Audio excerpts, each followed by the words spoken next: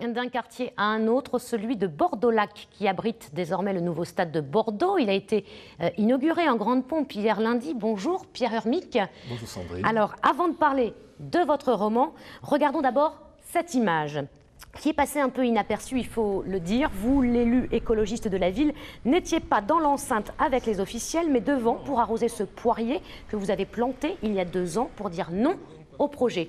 Autant on pouvait comprendre votre action il y a 2 ans, autant on la comprend moins aujourd'hui alors que le stade est désormais livré. Ça sert à quoi?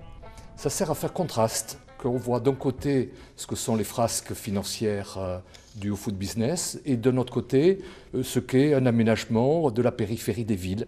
C'est un symbole, vous savez, on a baptisé ce poirier Rebellus Piris dans la mesure où on considère qu'il est un symbole de résistance et de rébellion contre 2 types de gaspillage. Le premier gaspillage consiste à continuer à bétonner les périphéries des grandes villes, comme on a commencé à le faire avec les grandes surfaces commerciales dans les années 70, et également gaspillage de l'argent public qui, selon nous, n'a rien à faire à aller alimenter de façon indécente les caisses du foot business. C'est le monde de toutes les dérives financières. L'argent public devrait se garder, au moment où on nous prétend que l'argent public est rare, il devrait se garder d'aller contribuer à ces dérives financières indécentes. Alors, pour ceux qui ne vous connaissent pas bien, vous êtes avocat au barreau de Bordeaux, membre d'Europe Écologie Les Verts, et vous signez un roman noir. C'est d'ailleurs votre premier roman. Il est intitulé Les Pilleurs de glace aux éditions des Vents Salés. D'où vous vient cette fascination pour l'Arctique? Une fascination ancienne.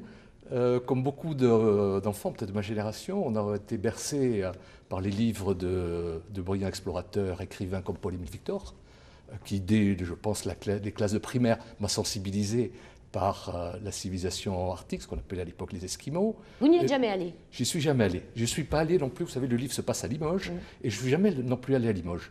J'ai voulu que ce soit un vrai roman, et que ce ne soit pas des évocations de souvenirs. Donc, malgré ma passion pour l'Arctique, j'irai, bien évidemment, mais malgré ma passion, je n'y suis jamais allé. Mais j'ai beaucoup lu, donc Paul-Émile Victor, plus tard, bien sûr, Jean-Louis Etienne, Jean Mallory. Alors, enfin, ce n'est pas autobiographique, pourtant il vous ressemble, ce livre, parce qu'il parle d'écologie, vous-même vous êtes militant, il parle de la justice, vous êtes avocat, et il parle effectivement de votre fascination pour l'Arctique, c'est vous?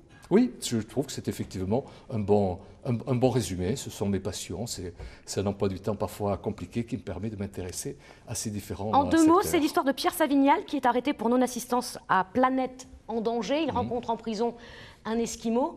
Le tout est de savoir s'il sera converti après à la cause écologique. Ça, on ne le dit pas.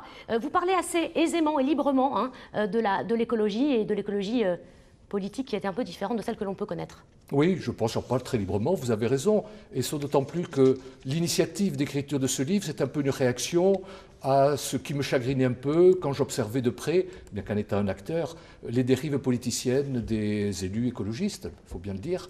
Vous savez, il y a une expression que j'aime bien, que l'on doit à Jean d'Ormesson, dont on parle beaucoup aujourd'hui, qui consiste à dire un roman, c'est du chagrin corrigé par la grammaire.